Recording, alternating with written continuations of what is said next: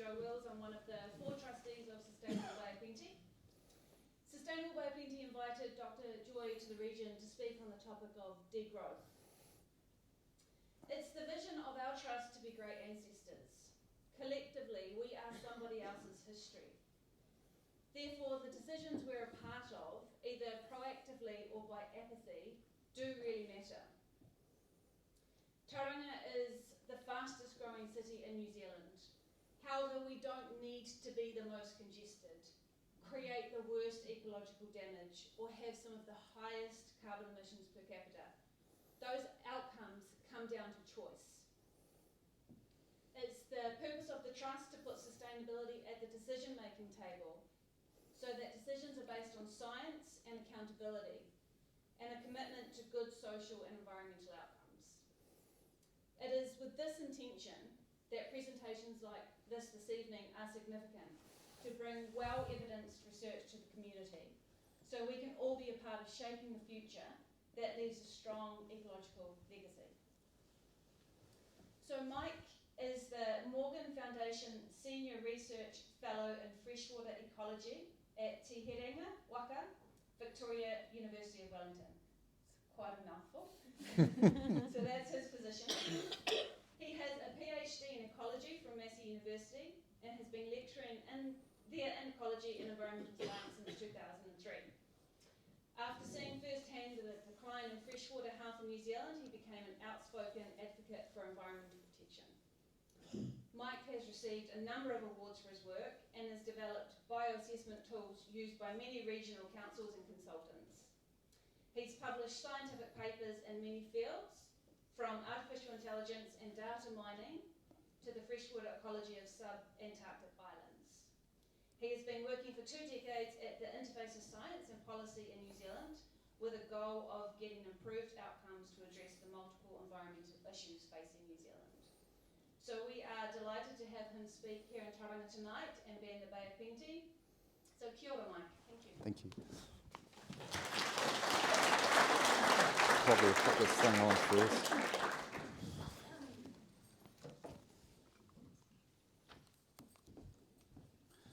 Testing, can you hear me at the back? Cool, thanks. I probably should have tried that first.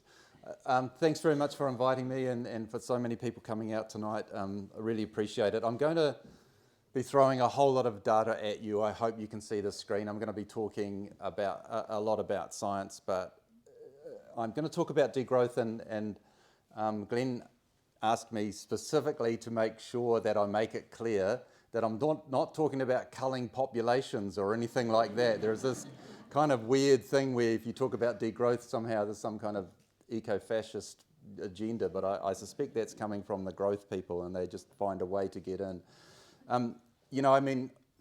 This picture here, if you can make it out, is the Earth from Mars, and the Earth is probably, you can't see, is a little dot at the end of that arrow, just to remind us that this is a finite planet. It has boundaries. You can't keep growing forever on this little sphere in the middle of the universe.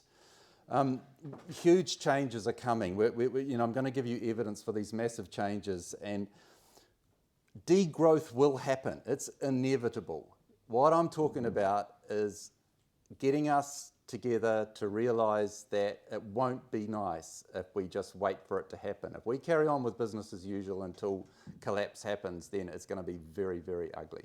We need to manage our way down because we are reaching all of these limits. If we continue with business as usual, then we're going to be in big trouble.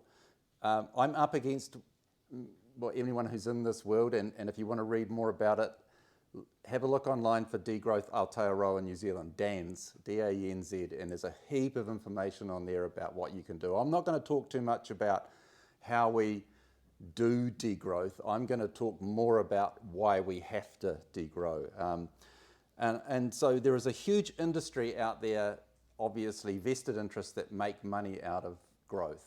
I'll give you lots of evidence for why GDP is what we call growth, and we measure as GDP, is actually the most accurate measure we have of the harm that we do to this planet. There is a new world that we will have to transition to, and it's not going to work if you imagine a life where we carry on like we are, but some magic energy allows us to do that. They ain't going to happen. It's just not physically possible, nor would we want it to be, because it's the availability of energy that's enabled us to get to this point. But I also, and it's hard to kind of portray it, but where we need to be is a so much better place than where we are, although it's very hard to imagine if you have to give something up. But I do think about how all the people that I know and myself, whenever I have any time off, what I want to do is go and live a way more simple life. People go tramping, in my case I go on sailing on this 91-year-old sailing boat, and just live with virtually nothing. And that's the kind of, so it's not scary not having all this stuff is what I'm trying to say. There is a positive end to it all. This is just one of a couple of graphs that I'm going to talk about the limits to growth. So back in the 70s, a bunch of really smart young, I think the average age was 25 in this team at the Massachusetts Institute of Technology, who started these original computer models, and they ran a bunch of scenarios about the future of things like food, non-renewable resources, global pollution, industrial output, and population. And they modeled it into the future on these scenarios. This one here is the business as usual scenario, and this was from an update that was done in about 2010, I think, and no, earlier than that, 2000. So you can see, I hope you can make it out. The dotted lines are what the model said would happen.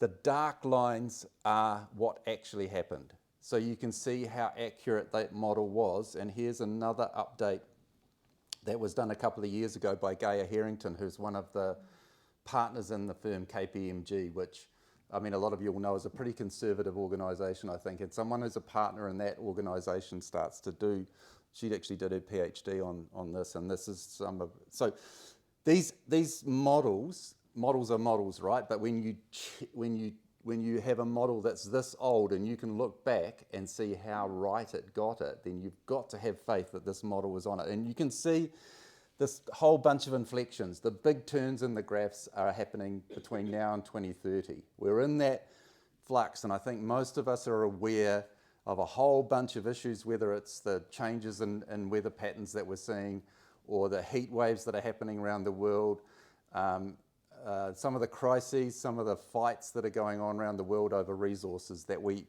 I think it's obvious that this is happening to us. And there's a whole bunch of scientists who are getting really, really frustrated, and I'm one of them, of this 25,000 scientists now who, so if you want to go to this, have a look at this, just Google scientists warning. There's a website with a heap of papers that have been published on a whole range of issues around. But anyway, the scientists are grumpy. The scientists are getting really annoyed that no one's listening to us.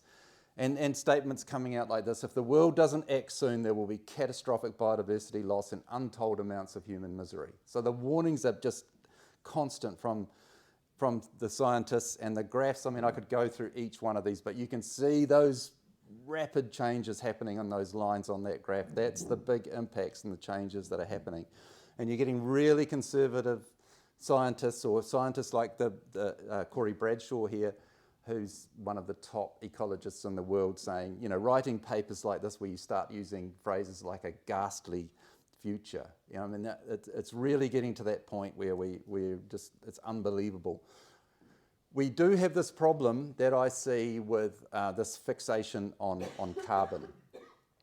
All we hear about is climate. It's the only thing that makes the news. I mean, we don't hear enough of it, but we're not hearing enough about all of these other issues. And these are crucial other issues. All of these other crises are coming at us. The one thing that they have in common is that they all have the same the solution. That the answer to sorting out climate change and all of these other things is to reduce consumption. That's what it's all about. This is driven by us exceeding the limits of the planet to be able to support us. And I'll give some more numbers around that. So this is some of the work that's coming out of the Stockholm Institute, and they're talking about these biophysical boundaries here. So if you imagine, and Kate Raworth talks about the donut economics. And the donut is this thing. This is the safe space where if we stay inside that circle there, we can keep doing what we're doing. But there's these massive blowouts here. This is one that I'm intimately involved with, and that's the nitrogen and phosphorus. This is us humans using fossil fuels to take nitrogen out of the atmosphere and make fertilizer out of it. And we mine all over the world to get phosphate to grow food at a much accelerated rate. It's not that we can't grow without it, but it's just that we have to ramp things up all the time. Extinction rate out here, and novel entities, the things that we are creating that we have no idea of the impacts. And that other plot there is July 2022 and those extreme heat situations that we're seeing now. So it's not, we have a problem with kind of seeing the impacts of climate change and storm events and all that kind of thing, but we're actually getting to the point where people are dying from extreme heat. It's just so hot that the human body can't handle it.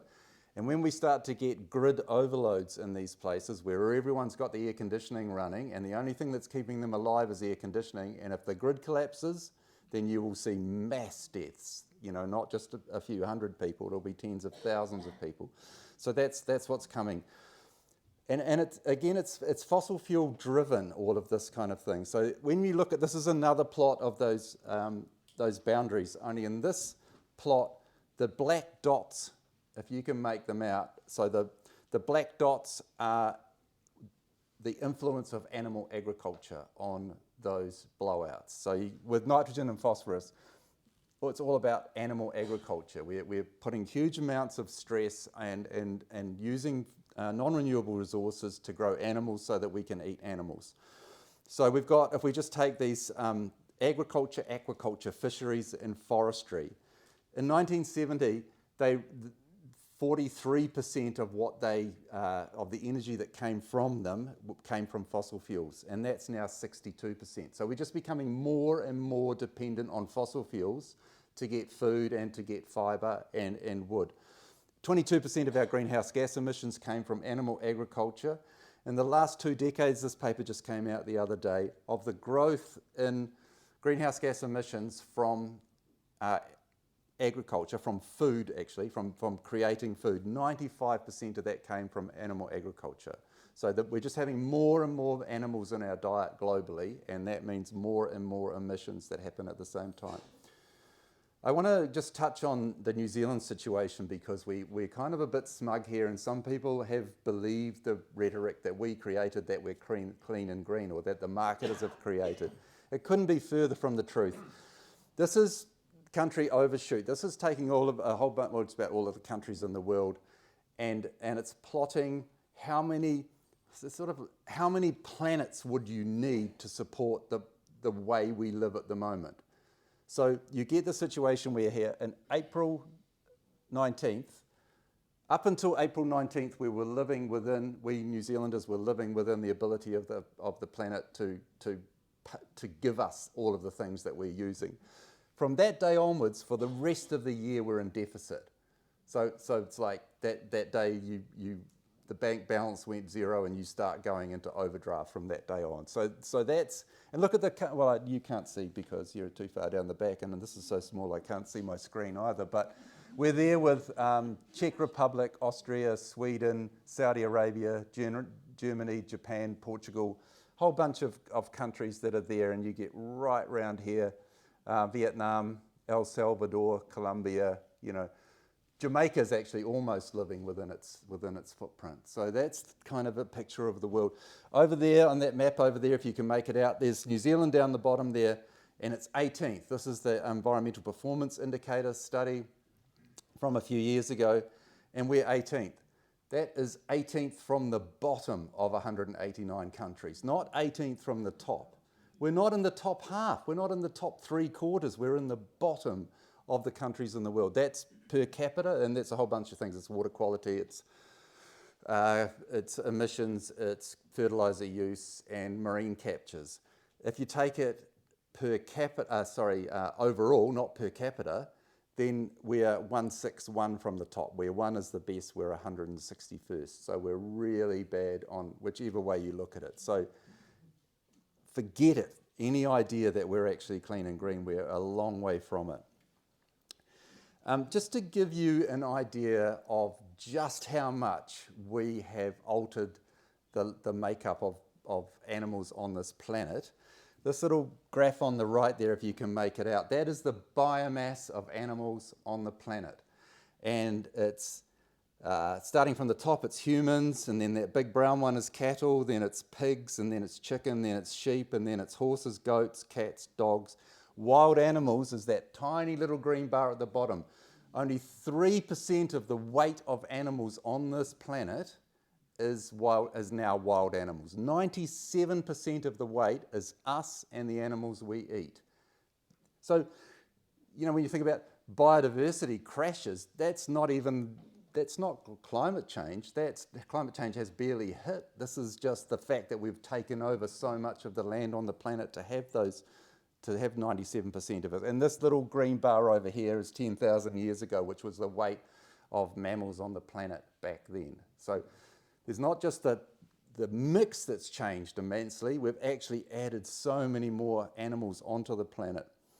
And there's big changes happening. Animal communities living in or near fresh water, which is what I work on, they're the ones that have declined really, really quickly. It's just happening first because everything that happens on the land ends up in fresh water first, and so that's why we're seeing it happen there first. There's humans as well, of course. Big risks happening to humans that we're hearing about, but I'm going to concentrate less on them and more on the other measures. So part of what the issue is a massive population increase that came about through the Green Revolution, and we like to tell ourselves how clever we are, and we think that we're so smart that we had this green revolution that produced so much more food. There's very little smarts in it. Mostly it's fossil fuels. We're just taking energy from the past that was stored as, solar energy that was stored as fossil fuels from at least 65 million years ago. And we used that. A couple of German guys figured out in last century how to turn fossil fuels into nitrogen fertilizer, into reactive nitrogen by taking it. We used to fix it through plants here in New Zealand right up until the 1990s. We didn't have synthetic fertilizer.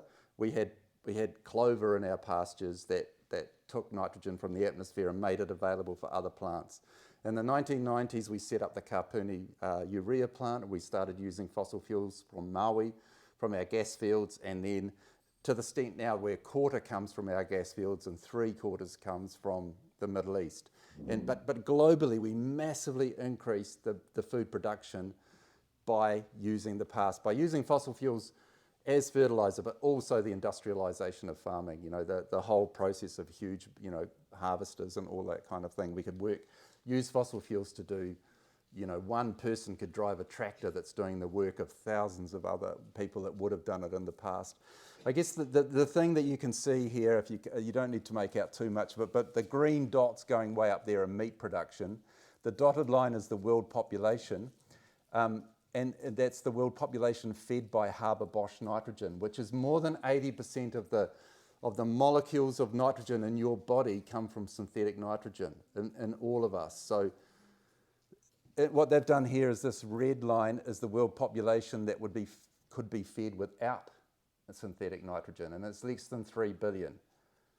Okay, but that doesn't mean that we could only feed 3 billion people if we took away synthetic nitrogen fertilizer. What it means is that under our current food system, which is heavily animal dominated, so lots of that energy is just going into growing animals which are way less efficient than if we were just eating the plants and took out the middle animal, we'd be able to feed so many more people. So it's about our diet.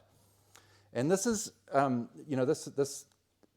it's so amazing that this change that we've done, that we humans, through fossil fuels, now create or alter the nitrogen cycle more than any other natural process. So it's one that's been, a natural cycle, the nitrogen cycle, is now dominated by what we do. And the European Science Foundation declared a few years ago that this production of synthetic nitrogen represents perhaps the greatest single experiment in global geoengineering that humans have ever made. I mean, I would argue that what we're doing with the carbon is probably an even bigger experiment, but that's the kind of scale of what we're doing, and this is all about food production. But of course, it's not even. Like everything that I'm talking about tonight, there's a huge imbalance. It's not the same everywhere in the world. We've got 1 billion people starving out of the, what are we 8, 7, 8 now? 8 billion, so 1 billion are starving. We've got this problem at the other end with obesity and overweight and unhealthy people because of this move that we have to highly processed food, refined sugar, refined fats, oils and meat. So we've got a food system that's dependent not just on the fertilizer, but like I said, on all the machinery. And then what we have now is this crazy situation where to produce 1 calorie, 1 unit of food energy, we use 10 to 33 units of fossil fuel energy. That's the absolute opposite of what it would have been in our past. Food has to be positive return. If you have to spend more energy getting your food than you get back, you won't survive, you'll die. We have to get a positive return. We're cheating because we're using fossil fuels, but that's how locked into the system are. In the States, just 1 calorie of food, 21 calories of fossil fuel energy. That's the average in the US, and we would be pretty close to it here, I imagine. So what this means is, and this is what it looks like, this is all of the processes that go in, that's consumed by our food, and it's food services, household storage, packaging, transportation. The actual food production on the farm is quite small down here, and that's what we get out of it. So this crazy situation where we ship food all over the world and we have to have it stored for, so we can have fresh fruit and be able to go to the supermarket and buy stuff from all around the world has a massive cost to it, and it is a real big issue for us in the future. So our food system has exceeded the limits and boundaries. We're now almost totally dependent on fossil fuels. And of course, we know what I work on and what it does to the water, what it does to the land. So what we're actually doing is we're eating the past. When I was doing undergrad, we read a book by Tim Flannery called The Future Eaters that talked about previous, civilizations that had wiped out, a whole bunch of the animals on the planet. But what we're doing now is that we're eating the past. Those fossil fuels is energy that was stored millions and millions of years ago, and we are living on that now. We have to radically change our food system, obviously, because you couldn't get more unsustainable than the way we do it now. So we know that our whole world is dependent on fossil fuels. So can we replace it with this magic thing that keeps getting proposed to us that we can just carry on living how we are, but we'll have this carbon-free future? I want to give you some reality about how we're going with this and how we could possibly go with this decarbonisation. This here is the energy use per capita on the planet. So I don't know how much you can see from down the back there, but the big bit, there's a little green line down the bottom, which is biomass, wood. Then there's a little yellow line that you can just make out, that's hydro and all of the other renewables there. And then the big brown bit's coal, the grey bit's oil, the blue bit is gas, and nuclear is that little orange bit on top. So more than 80% of the energy that we use on the planet today is fossil energy. But here in New Zealand, right, everyone will be able to tell me, we're 80% renewable in New Zealand. Wrong. We're 80% renewable electricity in New Zealand, but that's only a tiny proportion of our total energy use. Actually, it's 29%. 29% of our energy use in this country is renewable. But the worst statistic is that is unchanged. Here we are back in 1990, and look, it was about 28.5% back then. That red line is the change in the proportion of renewable in our energy mix here in New Zealand. So we haven't, all of these wind farms that you see around the place, all of the solar panels, all of the renewable, the extra hydro, none of it has made an ounce of difference, and neither has it across the planet. We haven't changed, we might be 1% more across the planet, despite all of that renewable, because as fast as we add renewable, we consume more energy. Here's my lifetime. per capita energy use in New Zealand since the wonderful year of, that was me, born in 1959, and that's what we've done per capita energy use in this country. So it's kind of a sad story that we haven't, we just keep adding more and more toys that we have to power by energy. But the other good side of that is, and I see a few people in here, a couple that might be as old as me, so we know that we can live with half of the energy that we consume now. And it wasn't that bad. We weren't, some horrible state living under a rock somewhere. So much of this increased energy use is just stuff that we don't need. It's just stuff that we've been marketed, that we've been convinced that we need all these toys. We don't need any of it. Okay, so how do we transition to this carbon-free world? Because obviously the carbon is doing so much harm. So this is kind of the history. We went from biomass, from growing wood and burning that kind of thing, to coal, or some whales in there somewhere, but hydrocarbons. And now what are we going to go to next? Can we move to a world without fossil fuels that looks like a lot like how we live today? To understand that, we need to understand energy density. And this is really important to understand. So this graph here, there's a whole bunch of energy. Some of them are options that we have for the future. So all it is a plot. This is energy by volume, and that's energy by weight across the bottom there. So you've got a whole cluster of energies up the top there that pretty much make up what we use for transport. So up there is diesel, oil, kerosene, jet fuel, gasoline, vegetable oil and biodiesel. They've got very high energy per weight or per volume. Then there's come down a bit and it's LNG, liquefied natural gas. A bit further down is ethanol, a bit further down is the best of the coal. A bit further down in the red is the sort of lower energy coals. Compressed natural gas there. Way out there is liquid hydrogen. So hydrogen is actually very low energy density. I could spend all night talking about hydrogen, but it's overhyped to hell. It's overhyped because it's the only thing that we can make that looks like we'll be able to keep using a whole lot of the infrastructure that we have at the moment. The reality is it's nothing like that, but we can go more into that.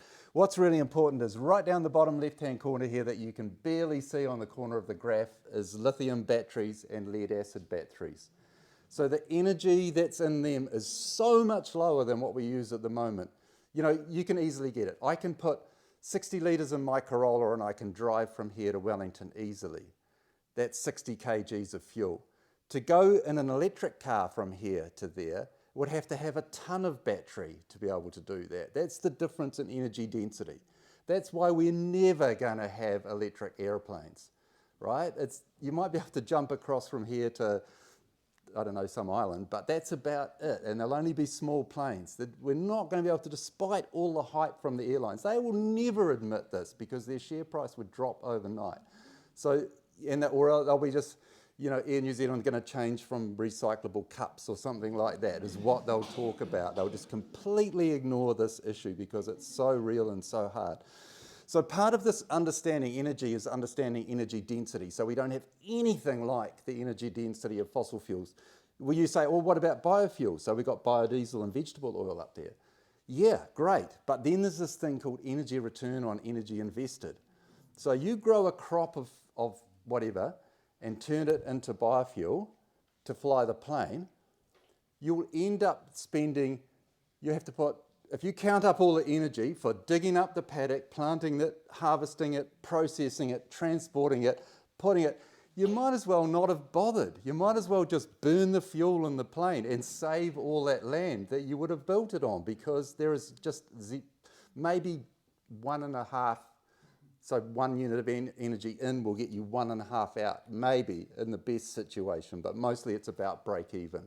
Same with this idea of taking forestry slash and turning it into whatever. By the time you put all the energy into gathering it up, transporting it, processing it, all the plant that you have to build it, sending it out again, you might as well just burn the fossil fuels rather than go through that whole process, okay? Because it's just, but no one's going to talk about this kind of reality because everyone wants you to give us some money for my business because I'm going to come up with this brilliant idea that will do this. Another really important thing about understanding energy is to convert it to human energy as a way of understanding what it's all about. Here's this, and you can jump on YouTube and Google this guy, just look up cyclist toasting toast or something. So that on the table there is a toaster. This is this huge Olympic track cyclist with thighs on him as big as me around, and he gets on this bike and he goes for it. He's producing 697 watts. If you get on an exercycle or a running machine or a rowing machine, have a look at it. If you're really, me, I can just do 100 watts if I'm really pushing it. The average person is a bit less than that. I couldn't sustain it for long. He's doing 697. He covered in sweat and falls off the bike, and you go get the bit of toast and it's just browned. And so that's getting that reality around energy. We just push the toaster down and don't even think about it. So if you convert, the energy use we have on the planet to humans, so I could fill up the tank of my car, again going back to my car example, pretty similar to a barrel of oil. If you convert that energy that's in that tank of gas to humans, that's 4.5 years of human energy. I bought a slave that's going to work for me for nothing, doesn't need to be fed or housed or clothed, and will work for me for 4.5 years for the price of a tank of gas. We all moan about the price of petrol. It is the most incredibly cheap thing we're ever going to buy in our lives is a tank of gas. It's less than 1 cent an hour we're paying that slave that we buy in that tank of gas. If you take the whole global economy in 2018, just before the numbers that we had before the first of the COVID lockdowns, 17 trillion watts of energy, 80% of it, by the way, which came from oil, that's equivalent to 500 billion workers. So if you convert that energy that we consumed as a planet, 500 billion workers, and we have, 4 billion real workers on this planet. So that's, if you average that over the planet, that's 70 slaves for every human on the planet. But of course, it's not in any way even like that. It's us in the rich countries. We have 2 or 3, each one of us has 200 or 300 slaves working for us 24 hours a day. We don't have to feed them or clothe them or do anything. We are richer with slaves than any slave owner in history, and we don't even know that they're there. 1 cent an hour it would work out. And so somehow, and economists, ask an economist, they won't have even considered this fact that we have slaves that we pay 1 cent an hour to work for us and what will happen if we don't have them in the future. So I touched on this idea of energy return on investment before, but I'll just reiterate it, that it's the key to understanding life on the planet. As an ecologist, we'll talk about, Darwin used the word fitness. It's that ability, it's that need to be able to get more back from what you invest in the way of energy. I did my PhD on freshwater fish in New Zealand, or a whole bunch of things around native fish, but it turns out that in the States a few years before me, this guy called Charlie Hall was doing work on native fish in Australia, and again, like me, was looking at why do they migrate? Our native fish go these huge trips from up a river out to the sea and then come back again if you don't catch them in your whitebait net, and they'll make it back into the river to live. But why do they do it? Turns out it's about an EROI, energy return on energy invested, of 14. So for every unit of energy they use migrating, they get 14 back by being able to go into this new biome where there's much more food. There has to be a positive return on investment. If that leopard runs around all day and doesn't catch that thing, warthog, what it is, it's got to, if it runs all day and it doesn't catch anything, and then the next day it runs all day and the next day, eventually it's going to die, right? You have to get a positive return back. All forms of life have to get a positive return back. It's the same for fossil fuels. When we first discovered oil, it bubbled up out of the ground at Taranaki, it bubbled up out of the ground on the foreshore at New Plymouth. And so you had to put very little effort into getting it, and then you could process it and you could use it, right?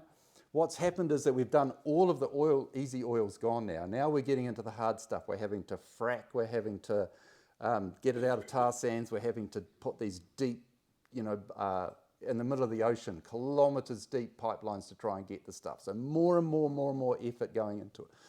Globally, it's around 14 now. It's gone from 70, so 1 barrel of oil to get 70 back in the 70s or earlier, down to about 14 on average around the planet. The tar sands and things in the States, it's about 1. You put about as much effort into getting it as you get back again. And it only happens because people are investing in it and because the companies don't have to pay for the roads and all the other things that they use in it, that they were still doing it. And it's on a exponential decline. So it's starting to go down. We're already seeing a really quick decline in fossil fuels. It sounds bad, but it's actually good because in some ways, because the IPCC models that you see on temperature rise going into the future, the IPCC scientists have not factored in the fact that the energy return on investment in fossil fuel. They're assuming the availability of fossil fuels won't change into the future. So one little positive possibly, but we're talking extreme temperature change, is that can't happen because the fossil fuels won't be there. To give you an idea of this, is another very recent paper modelling into the future, and this is all those different colours are different forms of fossil fuels, but the really important point is the end of that graph is 2050, and that big beigey, orangey, I'm a bit colourblind, yellowy thing on top, which is half, is the energy required to produce energy. So by 2050, we're going to put as much energy back in as half of the energy we get will be going back into it. So this has really big implications. And again, you probably won't be able to make out, I guess it's 1959, my favourite year again on this graph. But it's about how much energy, this is looking at economics because that is energy. If you have to put more and more energy back into getting energy, the thing that gets squeezed there is that discretionary arrow. So it's how much money is left over is what we have as discretionary spending money on the planet. For all of us to have affluence, we have to have that positive return. So as you have to put more and more energy back in, the bit that's available gets smaller. So you start to see recession. And the only reason that we're not seeing it as much as we are, as we should be, because it is happening already, is because of debt. We just keep adding debt to kind of keep putting off this reality that we're running out of energy. Now for every dollar of GDP we have $3 of debt globally. So we've really got into the stage, but I don't want to get into that. I want to stick to the science. And what we've got here is these two pyramids. So the one I've already talked about, this is the resource pyramid for oil. So we started off with the easy stuff and it gets harder and harder and the EROI goes down and down and down, so you have to put more and more energy to get energy, right? The opposite to that is what we've got there with copper. This is how much the ore concentration. So if you go back to when we first discovered copper, you only needed to mine a small amount of material to get this amount of copper. It's gone up 100 times since then. So now we have to dig up 100 times more material to get the same amount of copper. And that goes for lithium, it goes for everything. Once you get the easy stuff, then it gets harder and harder. And those two things combine with each other. So the energy return on investment going down, but you're needing more energy because you have to keep mining more stuff. So those two things work in concert to make it impossible for us to be able to have this magic future where we mine all the stuff, because all of this magic stuff needs fossil fuels, right, to do it. So the copper example is a really good one. One offshore wind turbine, and you're talking because the turbines run at quite low voltages, they have to have very heavy wire connection to connect them up. I mean, when you see those big cables that run through the country, they're 10,000 kVA cables. You can transmit energy at high voltage through quite small wire, but at low voltage you have to have big. So you're talking cables as big as my leg, 3 tons of cable for one offshore wind turbine, 50,000 tons of material have to be dug up and processed and transported to get that 3 tons of copper out of it. So this is renewable energy, right? People are going to talk about green energy. Whenever you hear green energy, green hydrogen, just think about it. Just because the energy source is renewable, that's not the same as it being renewable electricity when you have to build all the infrastructure to capture it and transmit it around the country. So what we have is this graph going across here. We've got global population, energy consumption per capita, which I've already shown you a graph of, and that far one there is the materials that we're using. So we're just having to mine and mine and mine more materials to build all the gadgets that we're talking about and to build this renewable that we're hopefully going to have in the future. Hopefully you guys at the back can see this, but I've got some boxes here: oil, gas, coal, hydro, nuclear, wind and solar. And the size of those boxes are roughly equivalent to the proportion that we have in our energy mix at the moment. Okay, we know because of climate change, we've got to kill those three. Okay, let's talk about what's left. Hydro, we've pretty much dammed all of the good rivers, okay, globally and in New Zealand. So we've done the easy stuff there, just like with the mining and everything. The easy stuff's done. There are a few more rivers, I'm sure, that we could dam if we really tried hard, but they have massive, I mean, I've spent half my career working on the impacts of dams on native fish and all of the life in rivers and the shape of rivers and the estuaries and the whole thing. Plus, if you go and flood a valley like they're talking about doing with Onslow or any of these other dams that they're talking about, for at least the first 10 years, you will have massive methane emissions coming from that because you've buried this vegetation and the live everything that was there, and so it's going to go anoxic and give off methane for at least 10 years. Sometimes longer, which will negate any of the positives of reductions in greenhouse gas emissions that are going to happen, because they're going to be wiped out by the methane emissions for it. And we don't have that time to kind of, you say, at some point in the future it will go back to a positive thing, but we don't have the time to do that. Nuclear, incredibly expensive and getting more and more expensive, very slow. The last nuclear power plant that's either just been commissioned, it was supposed to be commissioned about 5 years ago, in France has taken 30 years to build. So these are not things that you can knock up overnight. And they don't seem to be able to miniaturize like they were hoping to. A lot of the hype around that is just not happening. Plus it's electricity. You've still got to be able to either store it or you've got to be able to shift it through copper wire. It's the only way we know of to shift this stuff around. So it's all dependent on the same thing. All these things that I'm talking about, plus the end users like EVs and all that kind of stuff, they all need the same suite of materials, right? It's not like we just build all this renewable and then we can run all these things we've got. No, we have to replace all the things that we use as well as the things that we use to capture it. Wind, massive installation, massive amounts of concrete. I was involved in consenting as the ecologist for a whole bunch of the wind turbines that are in the Taurangas now, back when I was at Massey. Already that first farm that was in there every turbine has had to be replaced there. Not just the blades, the whole nacelle and everything has had to be replaced. These are, when we hear the word renewable energy, just in your head, switch it to rebuildable energy. Solar panels, 10, 20 years. I've got a whole bunch of friends who put in solar and now they're having to replace them already. You know, they don't, so you've got to think about that. And so when people say to you, but it's so cheap, you know, you couldn't get a more cheap, solar panels have never been so cheap. Buy. They're all dependent on fossil fuels. That's why they're cheap.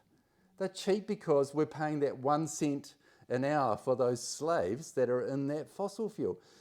Anyone who tells you that solar panels are really, really cheap and you should buy them, think about the fact that you're going to have to replace them in 10, 15, 20 years' time. Ask the person who tells you that it's cheap to give you the price for what it would cost for a solar panel made by solar panels. You know, what's the price of renewable made by renewable? It would be incredible. And then you've got to replace it again in another 10 or 20 years. Think about these realities. The biofuels I've already mentioned, the energy return on investment is break even if you're lucky, so you might as well not even bother. Hydrogen, I mean, we could have a whole hour on hydrogen. It is the most inefficient way. You can crack water using electricity to give you hydrogen, right? Then you have to store it. You have to. The molecule is so small it finds its way. If you tried to put it through an existing gas line, you would have no hydrogen when you got to the end because it can leak through all of the joints. It can leak through steel. you have to compress it and freeze it to be able to make it the energy density anywhere near what you would need for transport. It is the biggest con ever. I mean, it exists and it is in use at the moment, but it'll only ever be a few % of the energy. It's got some specific uses, but it's promoted so much because it's the only way the oil and gas industry can see that they can keep all of their infrastructure going, and the end users, the trucks and the cars and all that, is this kind of magic belief that will just convert them to hydrogen. It is just not true. There's the Hydrogen Coalition that you can look at. There's a bunch of engineers that tell the truth around this stuff that anybody wants to have a look for, they can. And the other thing is, there just aren't enough of these metals out there to be able to do what we want to do. Simon Michaud, a friend, has just done he works for the, he's working in Finland for the government there, and he's a miner from Australia who's done a whole lot of work on, he knows about mines, and he's got that experience, and he's calculated if we were to just to replace the transport on the planet, so EVs to replace all the cars, electric engines and in the ships, forget planes, just can't do it, so he didn't even bother, trucks, add boats, and the blue bars there are the global resources, and the yellow bars is how much we would need. There just isn't on the planet enough of that stuff, you know. And if someone says, oh, yeah, but lithium's in the ocean or whatever, yeah, but it is, but it's at such tiny, tiny amounts that you'd have to suck all the water out of the oceans and process it to be able to do it. It's just, scalability is the problem. You know, every day you'll see some new magic energy, but it's the scalability that's the problem. We built this up over such a short time. So there's just some facts here around, you know, just the work that's been done. So, you know, for copper, we would need whatever that huge number is there. I can't even start to 4 squillion something or other tons, but only 19% of that actually exists on all known ores on the planet. You're just not going to be able to do it. It isn't going to happen. As Simon points out, for every 1,000 deposits that are discovered, only 2 or 3 ever become working mines, right? This is big, and they take 20 odd years to get up and running. There's a huge slow process in that as well. Here's the material inputs for 1 unit of energy, a terawatt in this case. Here's coal, gas and nuclear way down here. There's hydro, solar, wind and geothermal. The amount of materials, it's broken them up into steel, copper, glass and all that kind of thing. But that's the footprint of the renewables compared to what we have at the moment. That's the kind of difference that you need to think about. So I've tried to sort of put it all together in this crazy diagram of mine here, but all I'm trying to say here is there are biodiversity impacts of getting these materials, there's resource conundrum that I talked about, where you have to process more and more material to get the same amount. All of them meaning more energy required, right? But we've got less energy available to be able to do this, and we do more harm in the process. My biggest fear is that we will try. We will try to replace what we have, and we'll dig up the whole... I mean, there's wars happening all over the world at the moment, even a massive fight within the US over lithium mines. You know, exploitation of indigenous people happening all over the planet to try and get these materials so that we can have our toys that we have now. So it led me to a conclusion that that really shocked me when I realised it. But because I have gone through the whole phase of thinking that hydrogen's the answer and that EVs are the answer, and all of these things I've worked my way through to the point where I understand where they don't. But say we found a brand new energy source tomorrow. Somebody invented some magic so that we could have all the energy that we wanted and it had no harm at all. Would we be better off?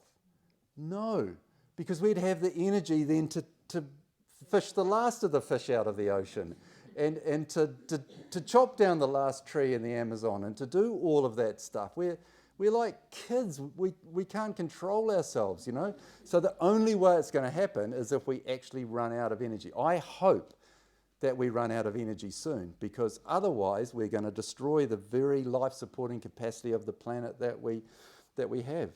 And I just to kind of wrap up, we naively, I don't know if we believe it, we naively believe what we are told, that we can replace this whole industrial complex that took a century to build. We're going to, in 10 years' time, we're going to magically, or 20, we're going to somehow replace it all completely. What are we going to do with all the cars and all that kind of stuff? You know, with all of the stuff that we have already, we're going to magically convert that to this other thing, and it's all going to be good. With the with none of these things have anywhere near the energy density that fossil fuels have, that we've relied on to get to here. All of this at a time when we have more and more expensive energy, we have declining energy return on investment, declining mineral densities, unprecedented human growth, and a deteriorating environment where we're teetering on all these tipping points everywhere. So if we don't focus instead on reducing energy waste, and we fixate on replacing those fossil fuels, we're just going to swap one race to destruction with another. It's just as simple as that. There is a massive industry out there that I spend half of my time on stupid social media fighting against. Net zero, right? I've got to make it clear that our whole plan as a country, and probably the planet for the future of net zero, we're going to be net zero by 2030. It's a complete self-delusion. Okay, the only technology we have to do it is planting trees. If you plant a tree tomorrow, you have mitigated the carbon that was lost from the tree that was there before you planted that tree, that we chopped down sometime in the past, and within the last 100 years or so mostly. That carbon hasn't come from the fossil carbon, that's carbon from the tree that was there before you. You plant the whole planet in trees, everywhere, right here, knock all these down, put every tree back onto the planet again. All you've done is replace the carbon that was lost from those trees chopped down.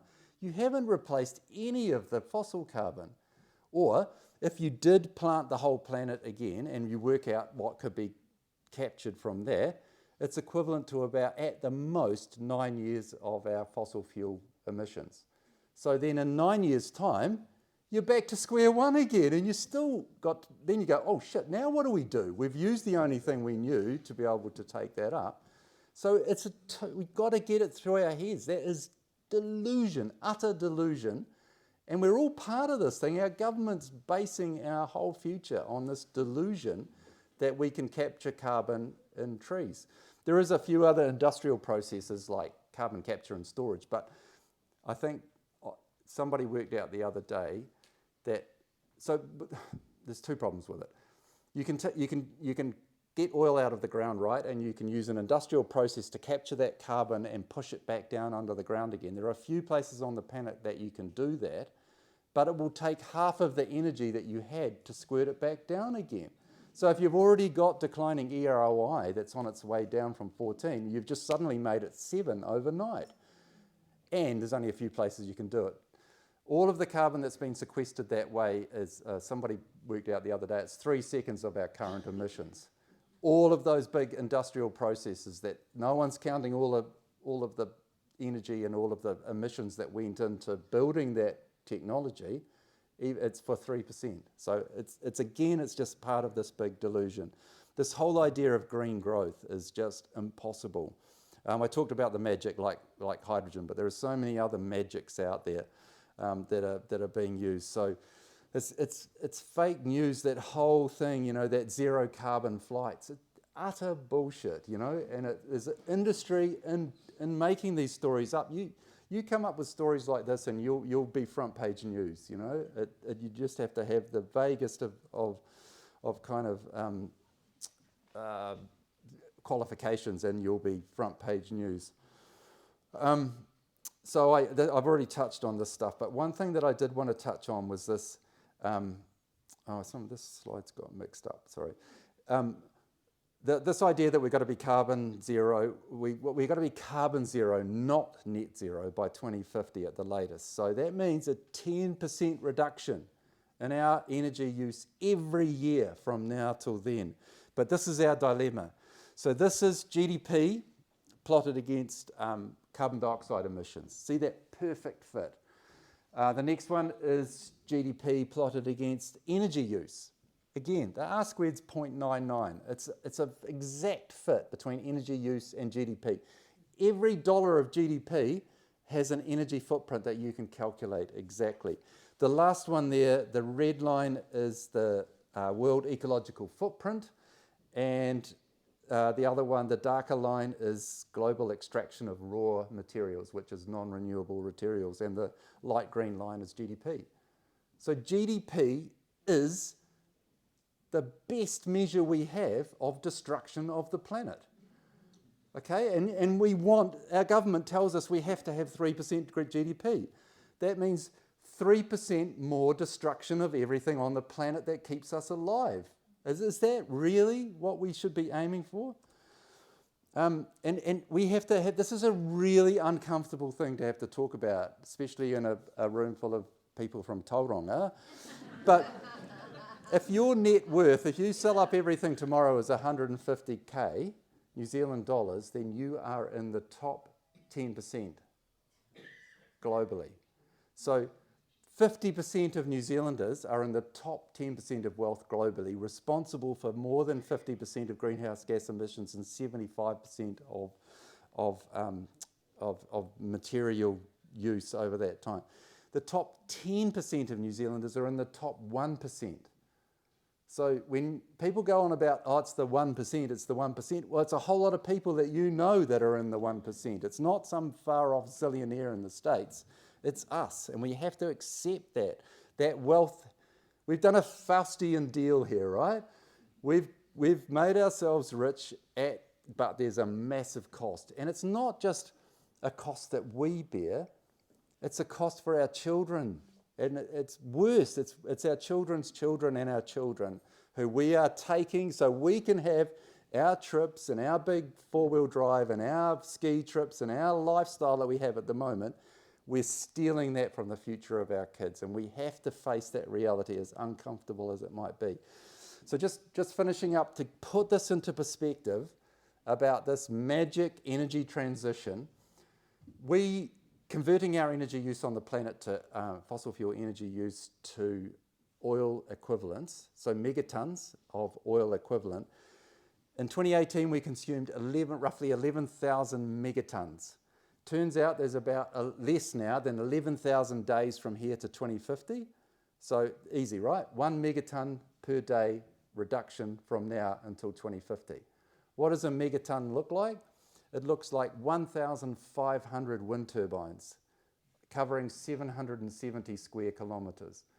So that means from now until then, actually we should have started 2 years ago, we got to build 15 and install and connect 1,500 wind turbines every day. If that sounds impossible, it's all right or we can build one large nuclear power plant every day. Or maybe we'll just do one each day. A nuclear power plant tomorrow and then 1,500 wind turbines the next day. And we just keep doing that every day from now until 2050. And then we will reach our goal of zero carbon. I mean, you will get it already that we don't have the materials to do it. It takes decades to build a nuclear power plant, and you've got to connect it all up. All of this stuff is utterly impossible. That's why I'm saying I don't have to be a degrowth fanatic. It's just the reality, right? There is no choice in this matter. We will degrow. So that's just, so we've got to understand that energy is the basis behind all of the things that we take for granted in the wealthy world. And that little peak, if you can see it there, is up until 1,000 years ago or something like that, or less, no, maybe a couple of hundred years ago, we were dependent on mussel and firewood. Here's this one-off legacy. It's like Granny left us $1 million and we're all 16-year-olds. We had the party to end all parties. At weekend, we trashed the house. It's Monday morning. Mum's coming home. The dunny's blocked. The roof's fallen in. There's beer bottles everywhere and a couple of dead bodies on the lawn. This is it. We've woken up to this reality. Well, most of us hasn't woken up to this reality because we don't want to, but this dramatic expansion of fossil fuels has allowed us to get where we are here, and that we're not going to be able to do that in the future. Somehow we have to figure out how to live without all that stuff. So the climate crisis, just to reiterate, is just a symptom. It's not a problem that has a solution. It's a predicament. It's a symptom of overshoot along with all of the other things that are on the verge of collapsing on the planet. They're all interconnected. They have this one solution, which is, use less energy. We've got to utterly change how we do it. Don't just, not use plastic bags at the supermarket. We have to utterly change how we live. And the problem is I think we'd be nuts to think that the government's going to do it, right? They're not going to. If they made the hard decisions, look what happens to them. They get voted out straight away. I got a friend, Jenny Rowan, who was the mayor of Kapiti, and she brought in a few years ago water metering. Put water metering through the Kapiti coast, reduced water consumption by 30%, was gone by Monday, voted her out. Nobody wanted to know that kind of thing. Those tough decisions are not going to come from the top down. They aren't, and we're going to have to make it happen from the bottom up. We can't wait for them to do it because they will not do it because they'll get voted out. So we've got to end this self-delusion, this net zero, carbon zero, tree planting, carbon capture and storage, decoupling emissions from GDP. Utterly impossible, are not happening. We don't even count military emissions. So we think we're bad, but we're not even counting massive, the US, with the whole military system globally, including ours, we don't count any of those emissions. So we have to begin consumption-based accounting of greenhouse gas emissions. So at the moment you buy whatever it is, a car, maybe you want to buy an EV, if you had to pay the emissions that were associated with the mining and the construction of that car, instead of loading it onto China or wherever like we do at the moment, no one would be able to afford one, right? We're only doing it because we're being subsidised by loading those emissions onto some other country. We've got a little bit of carbon budget left that we could still burn and not drive us completely off the edge. That should be going into building the infrastructure. We will need some of this stuff in the future, right? We've got to keep hospitals and things going. We will need some of this stuff. But there's no way we should be building cruise ships and sky towers and all the other rubbish that we build at the moment. All of that little bit that's left should be going into making a livable future. Again, go to that Dan's site and you can look at things like transferable energy quotas. A whole bunch of economists have been working. Degrowth is really a growing industry, so there is lots of stuff. So we got to look at food, really think about food and how we can make that regenerative and renewable, so take fossil fuels out of our food. We've got to go low tech on so many things, go back. Imagine, I've seen it so much in my lifetime. Some of you will find it impossible to believe, but we used to have to turn a handle to wind the windows up and down in our car. You used to have to lift the back hatch up and push it back down again. I know this is freaky stuff, but that's how it used to be. There is so much. If you want to find out about how to live, in a true circular economy, then the Indigenous people of the world know exactly how to do that, and we've got so much to learn about how to live. We have to think about energy rationing or rationing of all sorts of things. We did it after the war or during the war. We've done it before, we can do it. It is possible. We have to think about that. There is transition engineering. Susan Crumdyke, a New Zealand engineer who we lost to Scotland as an expert and written a book on that.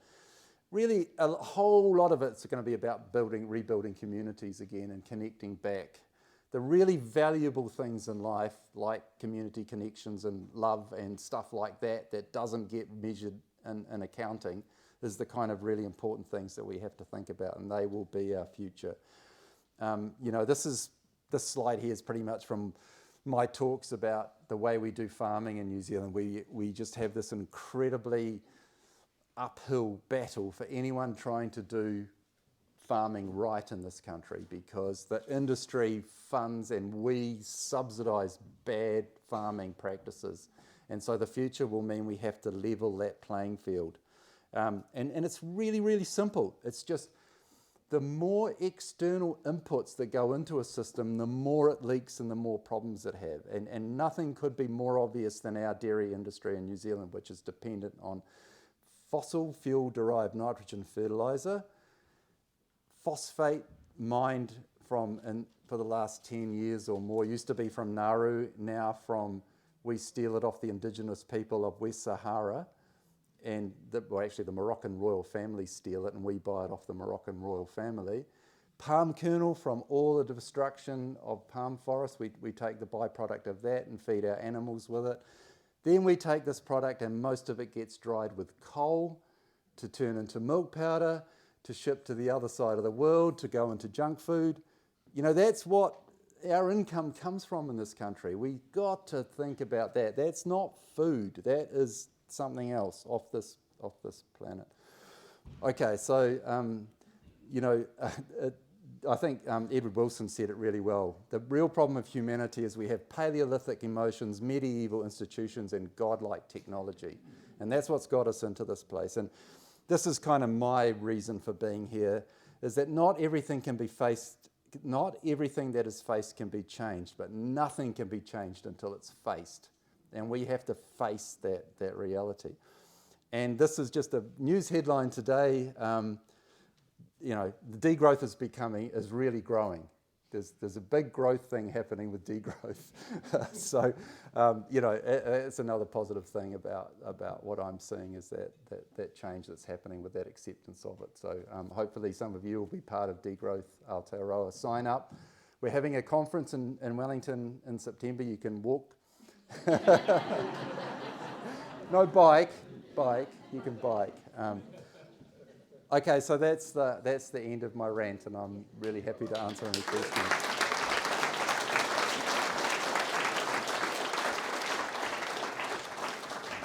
So we're happy to take questions.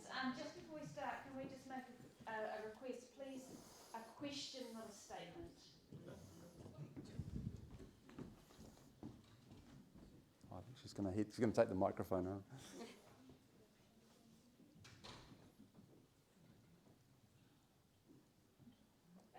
We've got somebody like you, Mum. Thank you. No, what can we do as a whole lot of us to push the government to start improving some of these serious issues that we've got? Yeah, I think I already said that I don't think the government's going to do it because they'll get voted out. We're not going to, I think we have to be the change. Yeah. And one of the first things we can do and the easiest things we can do is to start to change our diet away from meat. Start moving away from it. That's the biggest change you can do. There's obviously transport and holidays. Think about things like staycations rather than vacay. I hate American vernacular, but there are a whole bunch of things. It's about doing less. It's about consuming less. It's about changing how we live. And again, go to that Degrowth Aotearoa website for some fantastic ideas on how to do it. I really don't think the government's going to do it. They've never done anything good before. I'm not hoping that they're going to do anything. Okay, tell them to get on to it.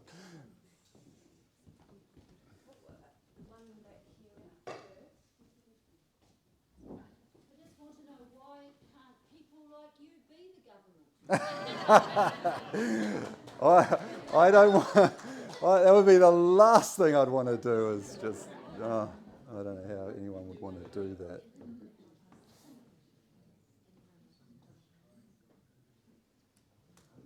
Just two positives, perhaps, amongst all the negatives we part with. Ozone depletion. I thought we were cracking that one. And another one is lab-grown meat. Yeah. Okay, so the ozone one is not, we are slowly winning on ozone, but the difference with ozone and carbon is that we could switch without having to change. We just changed Freon for another gas that we could use in refrigeration systems to get rid of that depletion. So anything that's fixable by switching is doable. If it doesn't involve people having to do less, then it gets done. The lab-grown meat, there's lots of work being done in that space. I think there's going to be lab-grown milk as well as meat. You can synthesize these things and you can grow them in the lab. The unknown part of it is how much energy is required for it. So you've got this situation, and I was just talking to someone about it today. Part of that sort of techno-fix world is these indoor vertical gardens, you see where people are going to grow it all indoors in these buildings.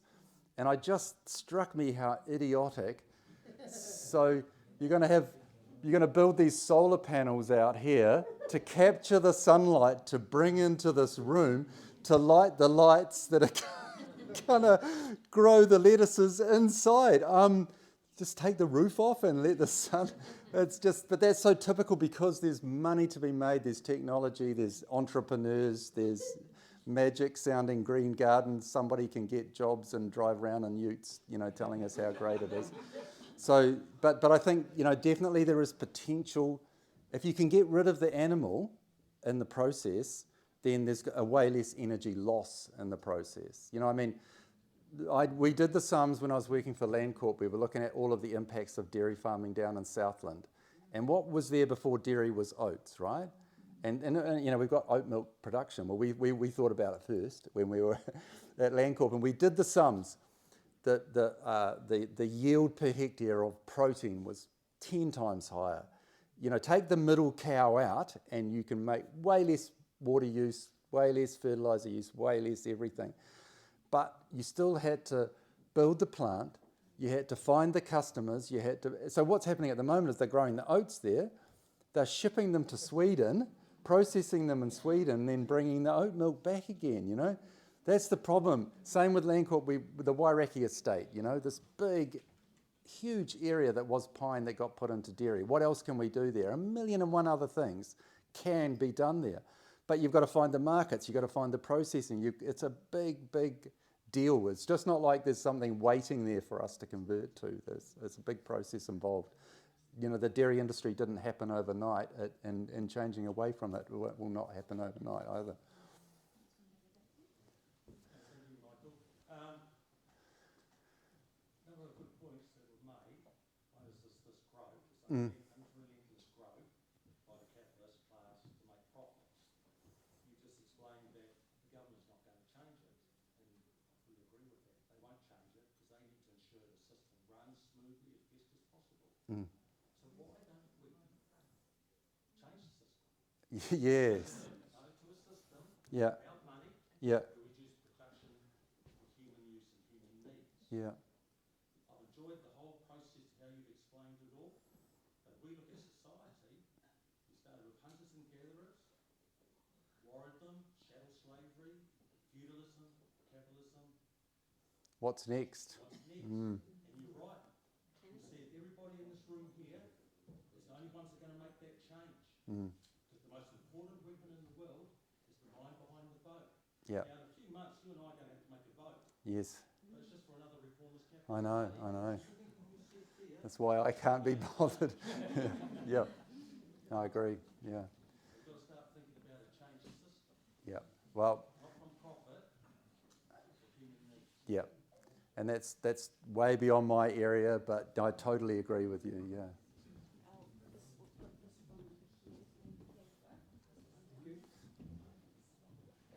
I totally agree with everything that you said, and that we've got to reduce our consumerist economy and our own consumerism. But one thing that affects us all in common here, and it's a great emissive thing in Tauranga, is transport.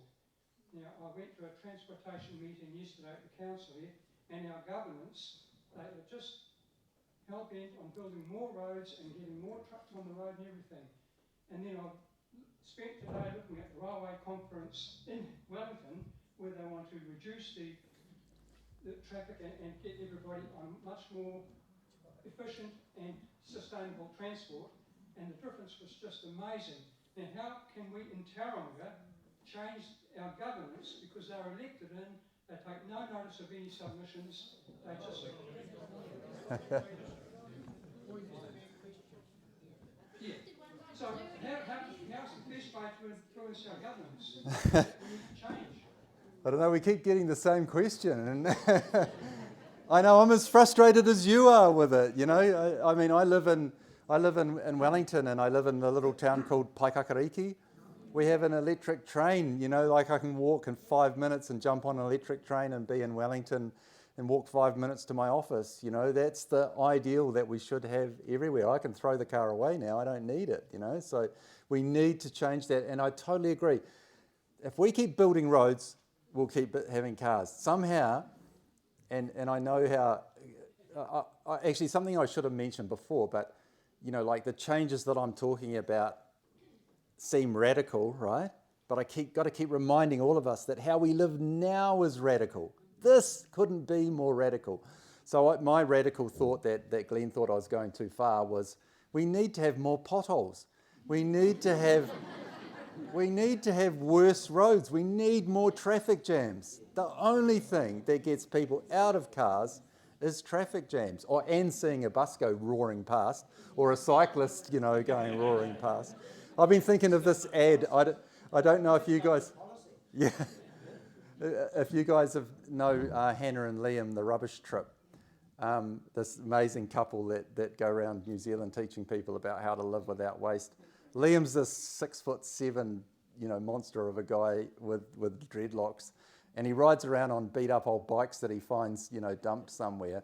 And I've got this idea for an advert, right? And there's a guy sitting there in his big 4-wheel drive, and he's sitting there with some girlfriend or whatever, and then Liam pulls up, because he does it all the time. He's got one of those little round ring ring bells on him and on next to him, and I'm going to have in the ad the girl looks at him, looks at the partner, and then looks at Liam and jumps out of the ute and gets on the bike with Liam. We have to change the way we view, you know, what's cool and what's not. Yeah. Firstly, thank you, Dr. Mike. Is it possible that it's things that we all have, like whether you're physically capable, is it things like thoughtfulness, kindness, awareness, personal responsibility that will actually make more of a difference than any broad technology or relying on the government as such? Yeah. As there's people like, I'm 31, I'm on the benefit recovery Right. from drugs and alcohol. Yeah, yeah. And without people, Yeah. those kind of qualities extend to me, Yeah. I wouldn't have the luxury of being here. Yeah. And so everyone I believe is capable. Yeah. They dig deep to Yeah. pass that on just throughout the day. Yeah. And that will enable like people very shortly, like I went on a Tinder date a year ago Yeah. with a girl to the Leisure Island, and she's so consumed by it, I just made a passing call like, oh cool, there's a dolphin on that board. I didn't mean I wanted to go and capture dolphins and put them back out on the island. Yeah. And she's so consumed by that stuff that she uses a lot of cannabis and other drugs. And I'm guessing she's not here. I think I've been called out. So, like, starting by just Yep. being friendly, kind to people, and getting them in the right headspace Yeah. will give them, I believe, the energy, like personal energy, Yep. to attend things like this. Yep. Is that a great starting point? Yeah, no, I think, you know, I tried to touch that on that before. I'm not very good with that stuff, but I know from my experience that, and it's immeasurable, the important things in life. Love, you know, caring about people, all of that stuff that you mentioned, thoughtfulness, doesn't count on GDP, none of that. It's so bizarre that the things that are most important to us are the things that end up with the least value. But that's key to how we change, is supporting each other, yeah. Just on that point of starting from the bottom up, or will you sell a car that you don't need? Sorry, I missed it? Will you sell the car that you don't need? Ah, yeah. I hate personalising this stuff because I'm not telling people how to do it. I never tell people how to live their lives. I just refuse to do that. So I don't want to get into personal accusations or anything like that. But I think that if people know the facts, then they will make the decision. It's the people who don't know, who think, I'm going to fly to the UK because I can plant 3 trees and it'll make it all right, you know. It's that once we know, then we can make those own decisions ourselves. But one of the questions that came up last night and was a guy my age saying he had an old car like mine, would it be better for him to buy an EV or would it be better to keep the old car? And definitely you'd be better off to keep the old car and use it less than to buy an EV. And it reminds me of another thing that we talked about today that I kind of normally weave in, but electric vehicles are good for the planet, or are better for the planet is the claim, right? No, they're not as bad for the planet, right? I've got to get that across to people that a petrol car is a kick in the head and an electric car is a punch in the head. They're still bad, you know, and they're both bad. One's just slightly badder than the other bad. You know, it's really important that we think about that kind of thing. Yeah. Yeah, you touched on some things there. You were talking about air conditioning. People who would die if we didn't have air conditioning.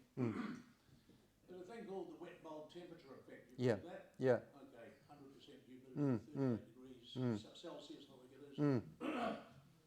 If you can't get away from that, you die. You die, yeah. Because you can't sweat. That's Yeah. the problem. Yeah. But it goes back, right, in 1800 we had 1 billion people on this planet. I think in about 1928 we had about 1.8 billion. In 1951 or 2 we had 2.5. Yeah. 74 we had 4. Yep. Now we've got 8. Most of the emissions are coming from, say, the top 10% of people. It's not like, but if you had, say, 8 billion people now and 500 people are very wealthy. If you had 4 billion people and you had 250 billion people that were very wealthy. Yeah, yeah. You'll be reducing, you know. Yeah. So what, you're talking about a lot of stuff, but you're not really bringing population into it very much. Yeah, so it's yeah. on the graphs. Yeah, yeah, Every yeah. other graph's going up with Yeah. population. Yes. I think that's one of the greatest problems. No, I disagree, because it's not, you just said it yourself, only 10% of that is the part that's doing the harm. Exactly. So if you go it's, from 8 billion people with 500 million very wealthy, yeah, yeah, you go back to 4 billion people, Yeah. hopefully through birth control, Yeah, female yeah. education, all Yeah, the good yeah. things, not through slaughter. you're going to get into trouble here.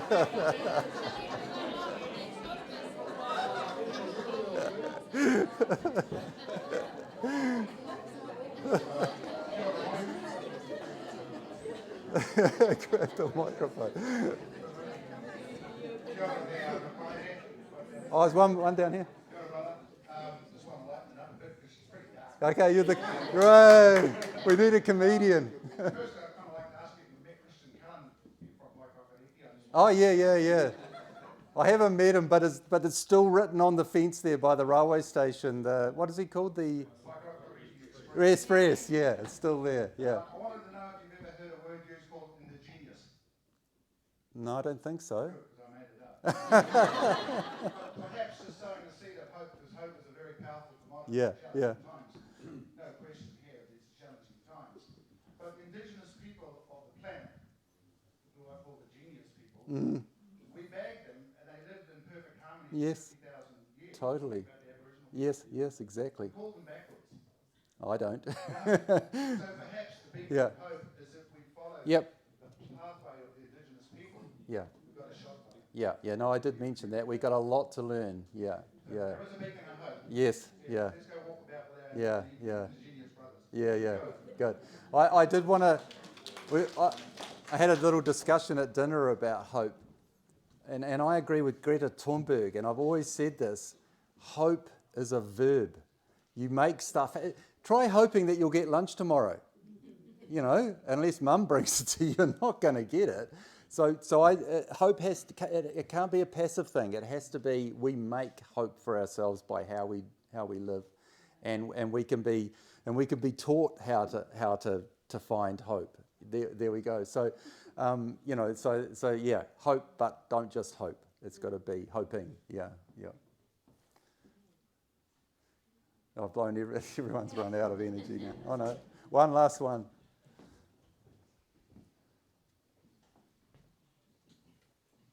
I hate the system as much as most people. Isn't the market going to take care of this if it's the way? Yeah. Seriously, because the way that you're describing the energy and how just the amount of energy it takes to Yeah. energy, but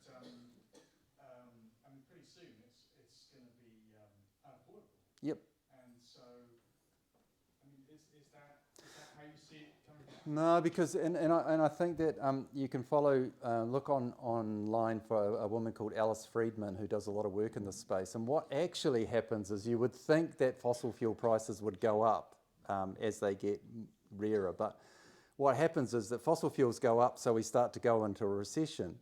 So then they have to drop the fossil fuels to get us to buy it again, because otherwise they've got no markets. And so you just end up with this cyclic process happen. And what we're doing at the moment, I mentioned, is we're just propping it up with debt. So we're just adding debt so that we can keep living like we do. The energy isn't there anymore, but we just do it with debt. Yeah.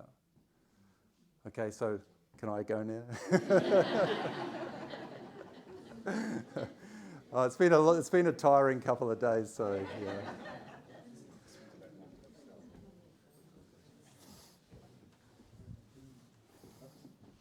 There you go. Just wanted to say thank you to you all for coming out, and thank you especially to Mike for coming up from Wellington, walking all the way, I'm sure. And we had a great event in Whakatane. I said to them last night, 110 people. I don't know if we'll equal that in Tauranga, but you've sort of well exceeded that. I was told it must be close to 200 people here. So we know this is a bit of a kind of heavy topic in a way, but it is, as Mike says, something that it's probably better to look at, and to look at as calmly as we can, and with people in a room. There's probably as good a space to do it as anyone. Sustainable Bay Community Trust is not trying to create a doom and gloom future by any means. Our view is that Mike is right about the fact that we can choose to be aware of this stuff and be proactive as best we can.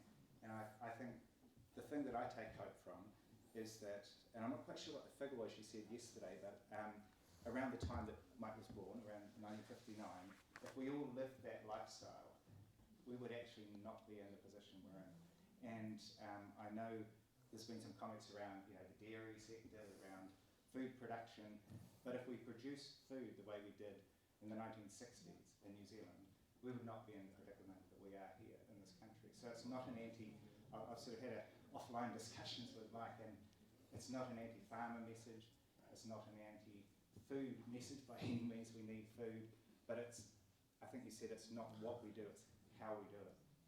And I think that's what I take some hope from, that we have done it before, we can do it again, and some of us have had these descriptions from parents or whoever about what it was like in the war, and we know that we can go through hard times, but we also have some really good things to come out of that. So there's also, I just touched on the other thing, which is that we are facing some specific growth issues in Tauranga, and I think one of the reasons we wanted to bring Mike to the Bay of Plenty is because we're facing growth in terms of where do we put 30,000 new houses to future-proof our city. What do we need to do? We need to apparently have I think it was a 6-lane highway at Tauranga for $2.8 billion of today's money, which we all know if they don't do that, that road is just going to be log-jammed all the way to Hamilton, apparently. So I can see within that paradigm we need highways, we need all this sort of stuff, but the question is, do we want that paradigm? Do we actually want to prioritise the growth of Tauranga ahead of having a quality of life here that in some of our minds could be a little bit better than just being stuck in traffic congestion all the time? So, what was that? More rail. Okay. Well, I'm sure Josh will agree with that. So we don't have a drop-in solution. We don't have the perfect answer to all this, but we are trying to encourage discussions. If you haven't actually signed up for our newsletters and emails, you can do so. Dawn at the back there has got pieces of paper. You can tick the box. If you don't want to get our newsletter, that's fine. But you can also tick a box if you want to be sent we did a recording tonight, and we've got the PowerPoint we'll have a PDF presentation for you. And we've also, Mike recorded a podcast today through Buzzworthy, which is linked in with Sun Media. So you might end up seeing that, but if you want to make sure you get sent it, just tick that box to get those things. And we'd love to have you subscribe. So if you do want to get a monthly email and a few event notifications, you can sign up to our Trust newsletter. So thank you again. Hope I haven't forgotten anything, but thank you all for coming out again, and we look forward to seeing you in the future.